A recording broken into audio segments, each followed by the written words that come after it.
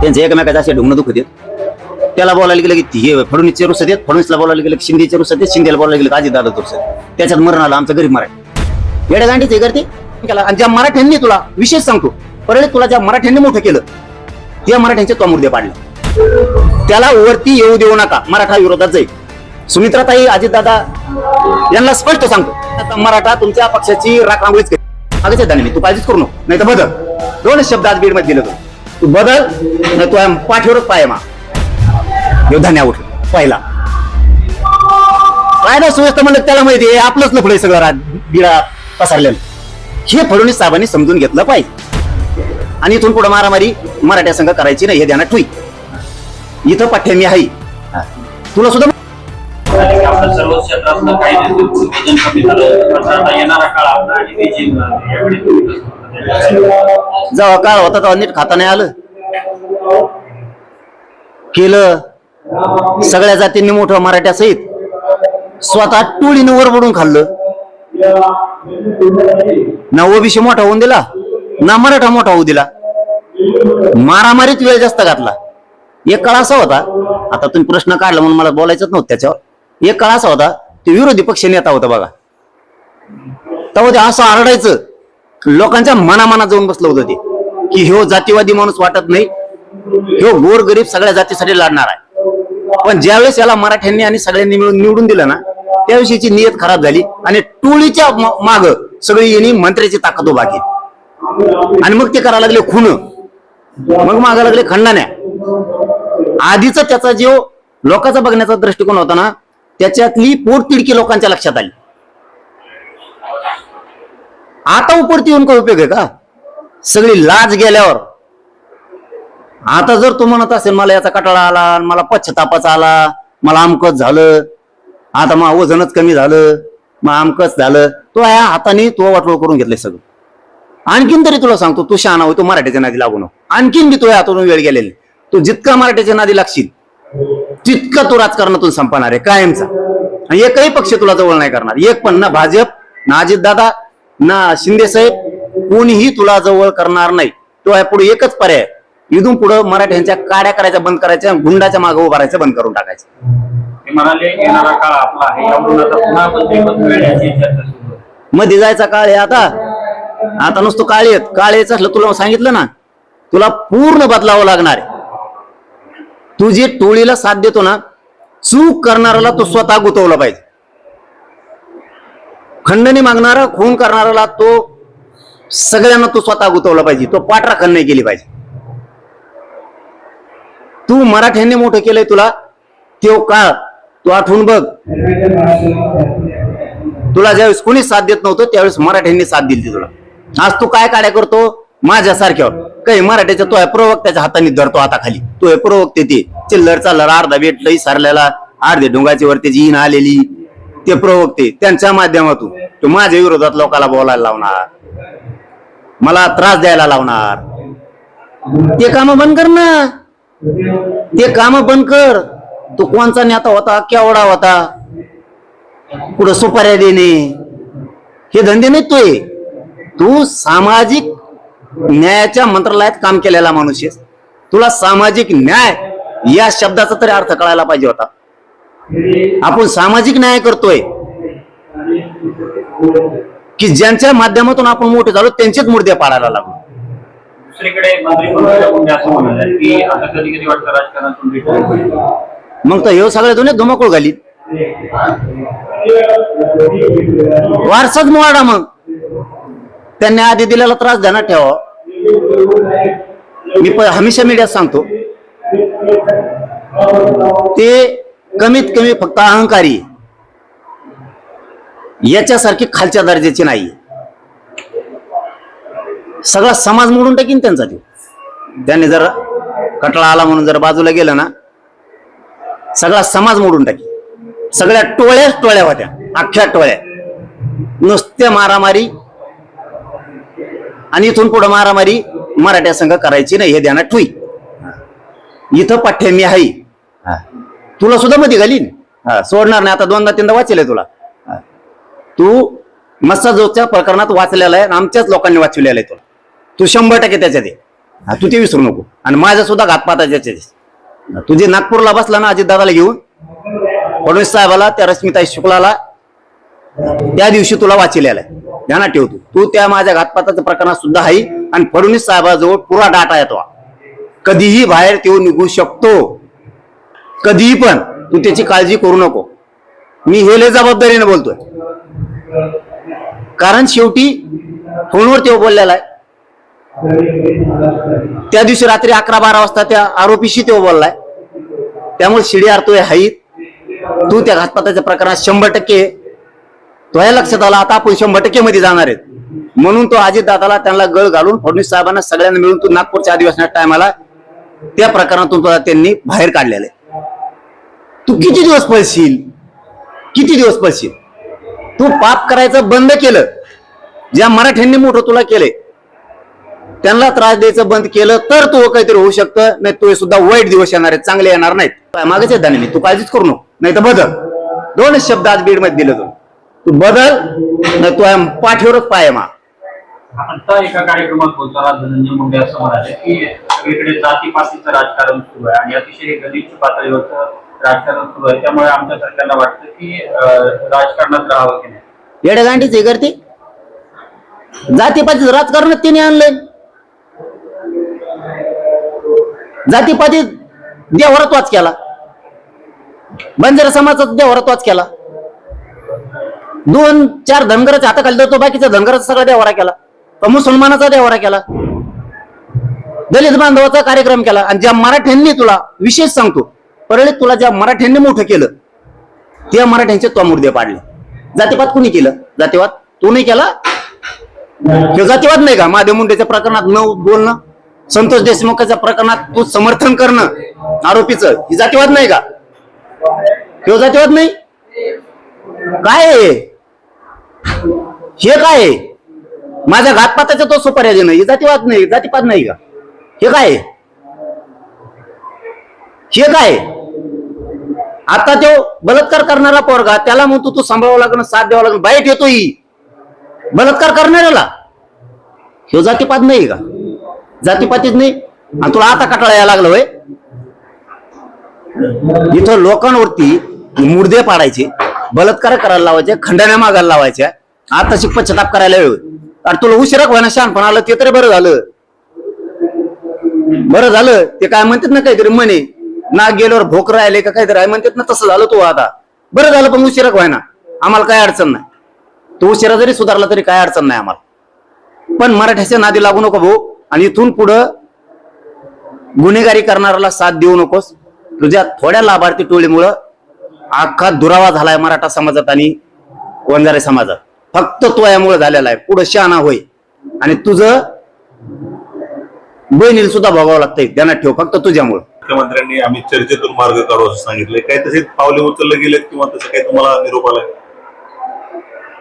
1 वर्ष 6 महिने या काळात शिंदे साहेबांनी 58 लाख नोंदी शोधल्या. परंतु मी सरकारवरती, फडणवीस साहेबांवरती विश्वास ठेवलाय. 29 ऑगस्ट 2025 ते 29 ऑगस्ट 2026 पर्यंत 1 वर्षाच्या काळात एक शब्दानेही फडणवीस साहेबाला आपण दुखवला की करतील. आपण समाजासाठी त्यांच्यावरती विश्वास ठेवला पाहिजे. समाजाचे लेकर आपल्यासाठी महत्वाचे. एकही नोंद शिंदे समितीने या वर्षाच्या काळात शोधली नाही. एकही. 1 वर्ष 6 महिन्याच्या काळात एकनाथ शिंदे साहेबांनी 58 लाख नोंदी शोधल्या. या वर्षाच्या काळात फडणवीस साहेबांनी एकही नोंद शोधली नाही. एकही. उलट सरकार दप्तरी, प्रशासन स्तरावर आणि सरकारच्या स्तरावरती अशा हालचाली चालू आहेत. आतून 58 लाख नोंदी निघाल्या, त्याची काटछाट करून त्या कमी कशा करता येत्या? म्हणजे फडणवीस साहेब तुम्ही शोधायचं दिलं सोडून 58 लाखात कमी करायच्या.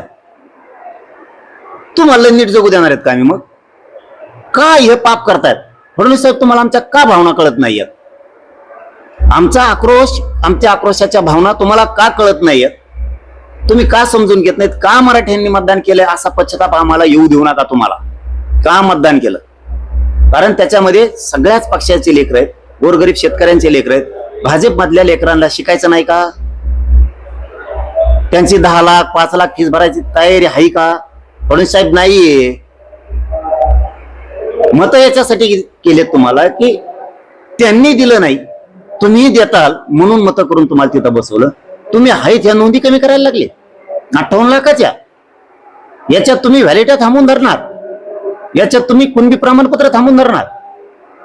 आज सकाळी एक माझ्याकडे बांधव आला होता, पुंगळे आडनावाचा, भोकरदन तालुका. चुलत्याची निघाली त्याची निघा. पडूळ आडनावाचे लाड सांगवीचे आले होते, त्याच्या चुलते भावाची निघाली मोठ्या लहान भावाची ध्यानात. त्याला आता रायगडला प्राध्यापक म्हणून अर्ज भरायचा, नाही भरू शकत. ही आमची फसवणूक. शिंदे सरकारमध्ये आहेत, मग त्यांच्याकडे काय तुम्ही या संदर्भात मागणी केली का? आणि शिंदे का या सगळ्या प्रकरणावर भाष्य करत नाही? त्यांचे एकमेकाचे असे ढुंगणं दुखत येत. त्याला बोलायला गेलं की हे फडणवीसचे रुसत येत, फडणवीसला बोलायला गेलं की शिंदेचे रुसत येत, शिंदेला बोलायला गेलं की अजितदादाचं रुसत येत. त्याच्यात मरण आलं आमचं गरीब मराठीचं. आम्ही काय करायचं? चुका केल्यात का तुम्हाला तिघाला सत्तेत आणून असं आता म्हणायचं का?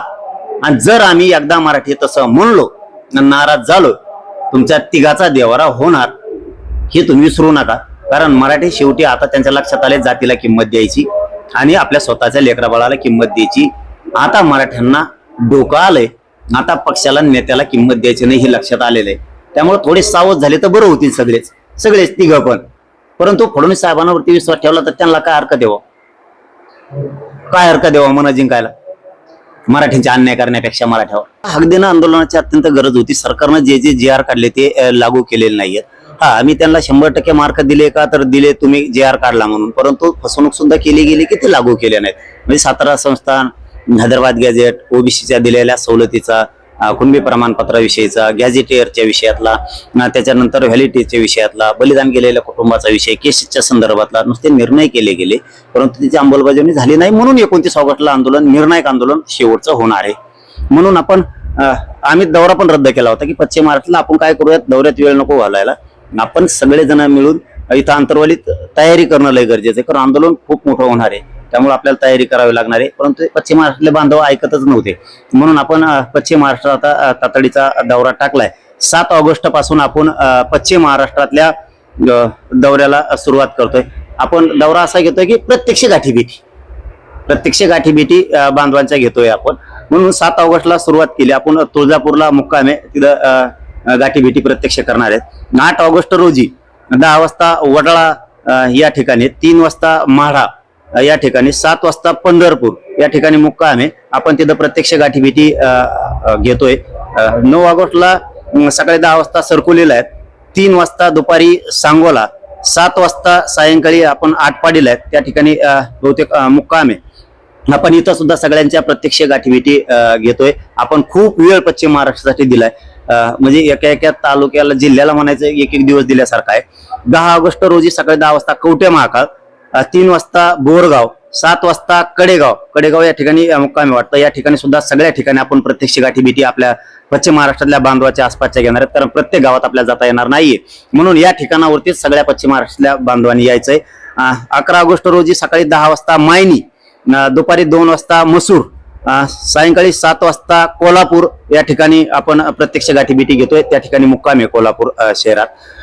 12 ऑगस्ट रोजी सकाळी 10 वाजता पाटण आणि 3 वाजता सातारा शहर आपण इथं प्रत्यक्ष गाठीभेटी त्यांच्या घेतो. जवळपास 1100 किलोमीटरचा दौरा हा पश्चिम महाराष्ट्राचा आपण या दिवसात करतोय.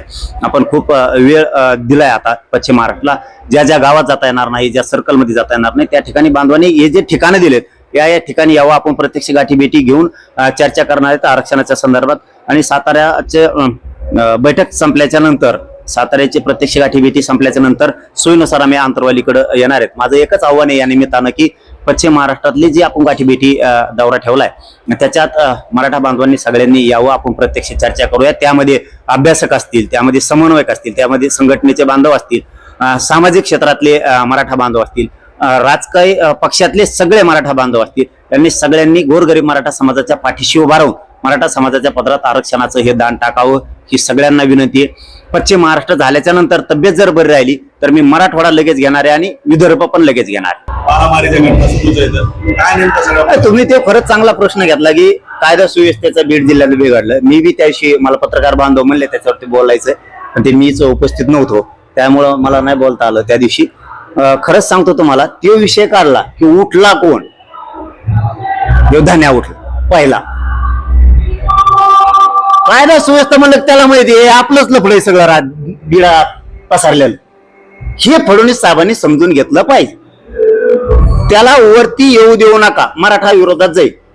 सुमित्राताई अजितदादा यांना स्पष्ट सांगतो, त्याला पुन्हा घेऊ नका, नाहीतर मराठा तुमच्या पक्षाची राखरांगोळीच करीत. शिंदे साहेब त्याला नाही जवळ करीत. शिंदे साहेब असले घेत नाही आणि मला वाटतं फडणवीस साहेब घेतील. कायदा सुव्यवस्था प्रश्न काढल्याच्या नंतर उत्तर द्यायला पाहिजे ना. पत्रकारांना बोलू देत नाही याचा अर्थ मोरखी असते.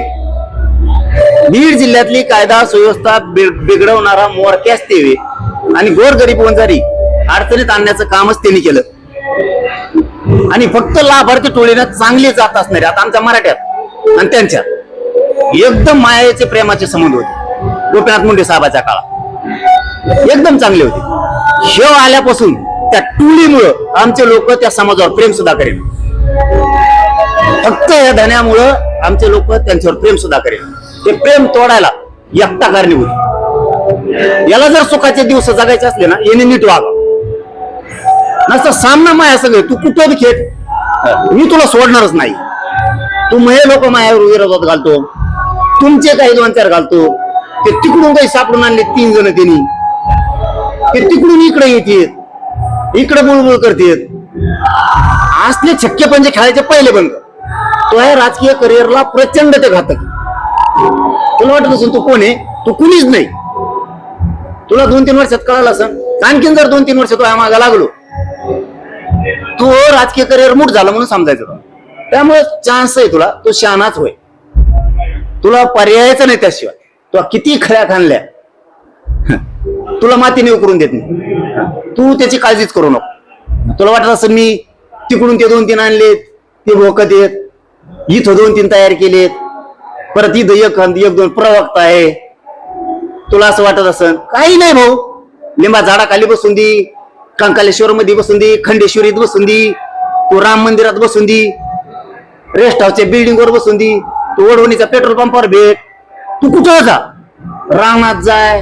सरकीत जाऊन जाय पाठीव. तू काळजीच करू नको राहणार. तू काळजीच करू नको. तू जर नाही बघायला मी तुला टीक मिळणारच आहे. आणि मा काहीच नाही. माग नाही पुढं नाही.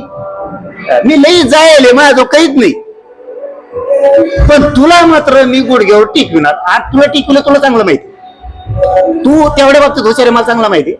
तुला चांगलं माहिती हे टिकवू शकतो. आणि तू जर ही गैरसमज करून घेतला मग काहीच होत नाही. तेव्हा तू संपलेला असणार. तू बदल. तुला सांगतो तू बदल. तू नादी लागू नको. आणि तू बीडची गुन्हेगारी थांबवण्यासाठी जो चुकीचा असेल त्याला सरळ म्हण हे चुकीचा आहे. याला जेलमध्ये गेला पाहिजे. मग तुझ्या जातीचा असू नाही तर आमच्या असू. आम्ही कसं म्हणतो गुन्ह्यांचं प्रकरण झालं त्यात ते ठोकून सांगितलं लेकरू गेलं त्यांचं तर मध्ये गेले पाहिजे सगळे. तू वाचितो त्याच्यातच आणखीन प्रकरण आहे काहीतरी बलात्काराचं. ते पण मला कळाले. ते नाही का आरोपी सापडत. त्याच्याविषयी बी बोल. ते विषयी बोल ना की फुलेंचा बंधूंचा खून झाला जेलमध्ये पुरे गेले पाहिजे. पण ते कोण आहे का बलात्कार करणारा त्याला सुद्धा तो म्हणायला पाहिजे चल त्याला धरून आणा. ते पुढे तुमचेच आरोपी कस काय तो जवळचे फरार होते. आमचेच कस काय पटकून सापडते. कारण आम्ही समर्थन करत नाही. तू समर्थन करतो. त्याची क्लिप काढा. ते आता तुम्ही पत्रकार बांधव. गुले बंधूंचं ज्यावेळी तो सांत्वन करायला गेला होता हे तर आमच्या डोक्यात नव्हतं. खरंच नव्हतं. मी लई जबाबदारीने बोलतोय. आमच्या डोक्यात बी नव्हते. गुले बंधूचा खून झाला ना ते लेकराला न्यायच मिळाला पाहिजे. सगळे आरोपी जेला सडले पाहिजे पुरे. पण तिथं महिलेवर सुद्धा एक बलात्कार झाला. अशा बातम्या तुम्ही दाखवल्यात. मी मनाचं म्हणत नाही. तो आरोपी अटकच का होत नाही. तो आरोपी अटक करा धान्याने म्हणलं पाहिजे. का म्हणलं पाहिजे त्याचं कारण सांगतो. तिथं सांत्वनपर भेटीला गेलेला असताना तिथं तो म्हणला की दुसरा बंधू ज्यांचा ज्या बांधवाचा खून झाला त्याचा बंधू म्हणे इथं माने नावाचा पोरग आहे त्याला आपल्याला सांभाळावं लागणार असं करत धन्या तिथं म्हणतो हो हो त्याला सांभाळावं लागणार आहे. बलात्कार करण्यास सांभाळतो का तू. बघा त्या बाईट काढून आहेत का नाही. तो म्हणायला पाहिजे तिथं चल मध्ये गेला पाहिजे ठेवायचं नाही. आणि तो कोणाकोणाचा बलात्कार करून संपर्कात आलाय तो सुद्धा एसपीने धरले पाहिजे. एसपीने सुद्धा कोणाचं ऐकायचं नाही. माझं नाही त्यांचं नाही कोणाचं नाही. न्याय महादेव गुंडे प्रकरणात सुद्धा धन्याने म्हणलं पाहिजे. आरोपी अटक करा, तिथं त्याचं थोपड उचकत नाही. की मुसलमानाचा एक खून झालाय, रफिक खान का काय, तोफिक खानचा त्याच्याच मानव धर जमत नाही का? संतोष देशमुख प्रकरणात कोण कोण आहेत? पुरेधारा महादेव गीते खरोखरच खून केल्यामुळे आत एका जाणीवपूर्वक टाकलाय. रोग आला का तुला बोलायला? ते नाही का जमत? कस काय जमत नाही तुला? तेव्हा तू पहिला नेता होशील. पहिला सांगतो, जसं लोकांच्या मनात बसला होतास, अरे तुला जातीच तोलीत नव्हतं कुणी, तू विरोधी पक्ष नेता होता तेव्हा जातीच तोलीत नव्हतं कुणीच. खरं सांगतो मी तुम्हाला प्रामाणिकपणाने, त्याला जातीत कुणी तोलीत नव्हतं. व्हायला वाटायचं काय लागलंय, बारीक बारीक पोरांच्या मनात बसला होता. एक टोळे हाताखाली धरले, खुना करायला लागला, आणि खून करणारे, चोरी करणारे, खंडने मागणारे यांचं समर्थन करायला लागला म्हणून धान्या सापडला.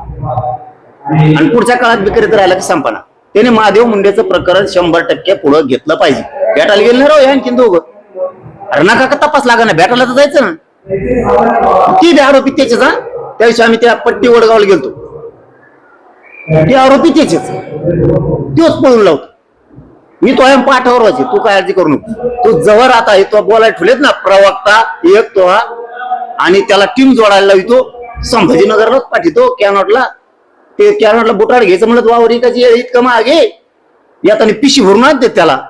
बेटे आम्ही माझा घातपात करणाऱ्यांपेक्षा करून घेणाऱ्याला मी दोष देतोय म्हणून बोलत नाही त्यांना काहीच.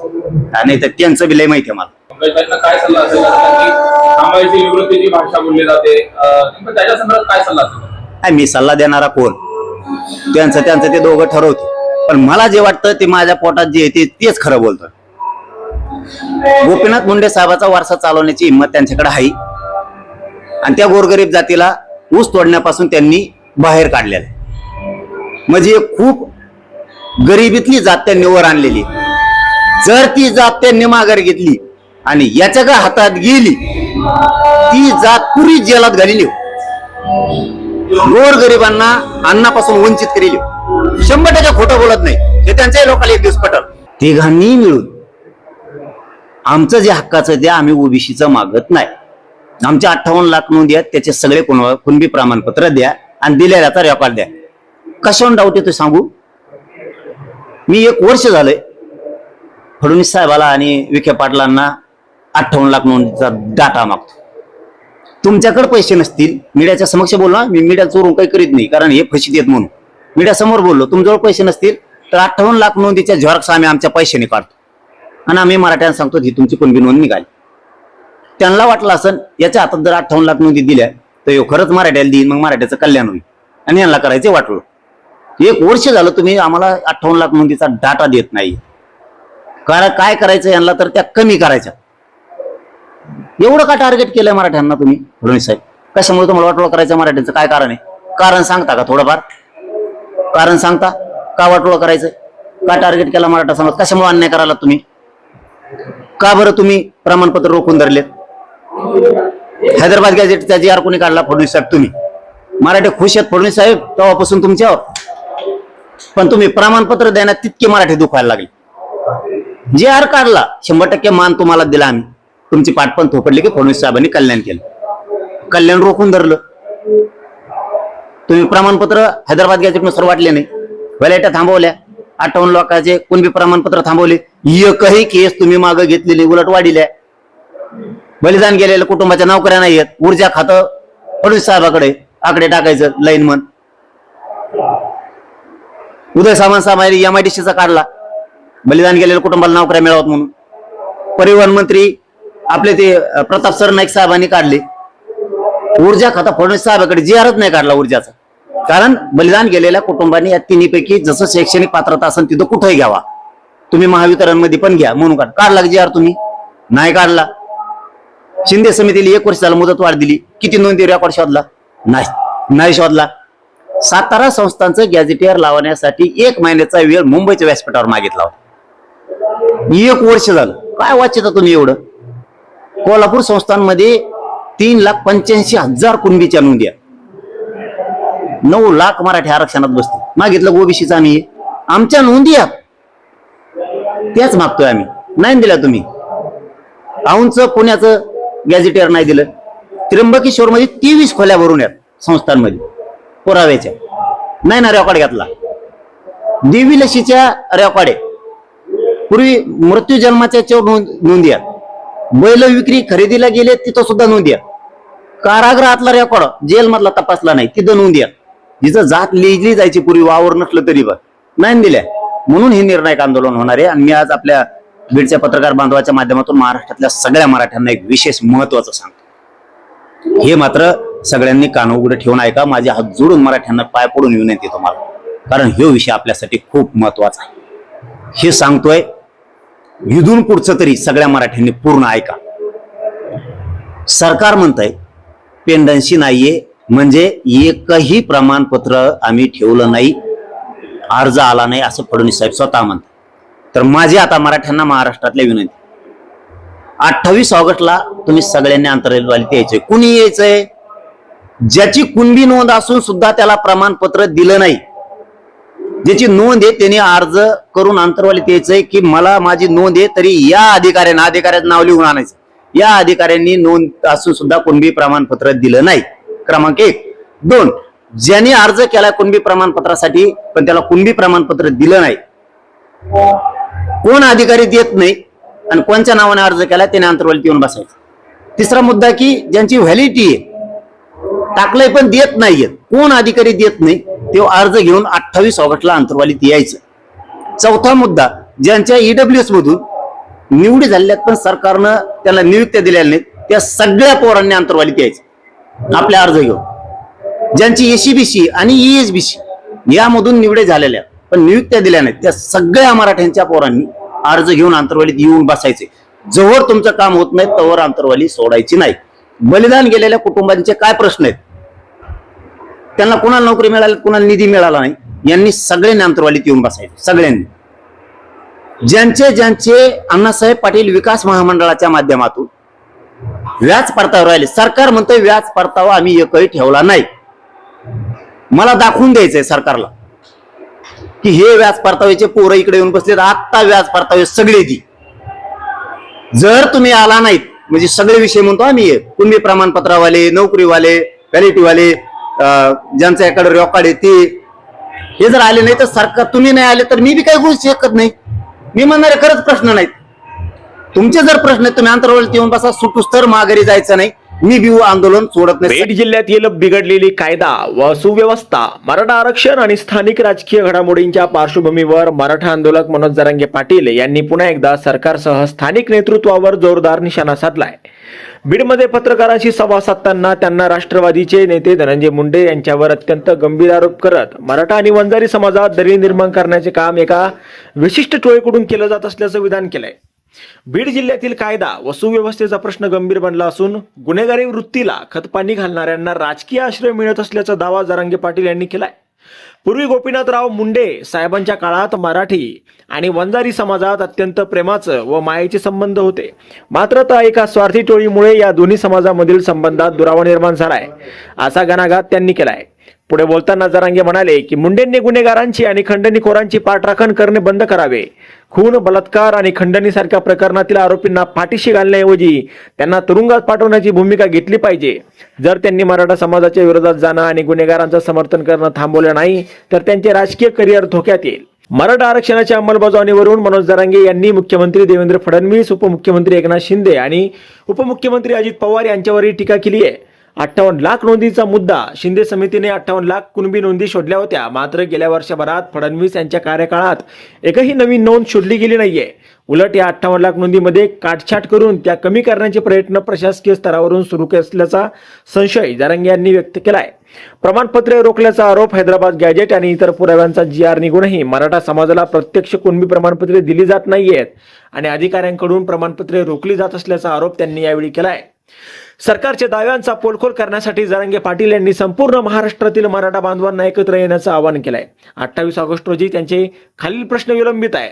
त्यांनी आपल्या अर्जांसह अंतरवालीत सराटी येथे उपस्थित राहावे. कुणबी प्रमाणपत्र नोंद असूनही किंवा अर्ज करूनही ज्यांना कुणबी प्रमाणपत्र मिळालेले नाही त्यांनी संबंधित अधिकाऱ्यांच्या नावासह अर्ज घेऊन यावे. नोकरीच्या नियुक्त्या SCBC, EWS किंवा ECBC मधून निवड होऊ नये. ज्या तरुणांना अद्याप शासकीय नियुक्त्या मिळाल्या नाहीत बलिदान दिलेले कुटुंबे, मराठा आंदोलनात बलिदान दिलेल्या बांधवांच्या कुटुंबातील सदस्यांना नोकऱ्या आणि मदत मिळाल्याने अण्णाभाऊ महामंडळ, व्याज परतावा थकीत असणारे तरुण. सरकार म्हणते एकही अर्ज प्रलंबित नाही. मग आपण प्रत्यक्ष पुराव्यांसह सरकारला उत्तर देऊ. जोपर्यंत प्रश्न सुटत नाही तोपर्यंत माघार घेणार नाही, असा इशारा मनोज जरांगे पाटील यांनी यावेळी दिलाय. यावर तुम्हाला काय वाटतं? तुमचं मत कमेंट बॉक्समध्ये लिहायला अजिबात विसरू नका. व्हिडिओ आवडला असेल तर जास्तीत जास्त शेअर करा. आणि आतापर्यंत मराठी जनता, आपण आपल्या या चॅनलला सबस्क्राईब जर केलेलं नसेल तर चॅनलला सबस्क्राईब करा. धन्यवाद.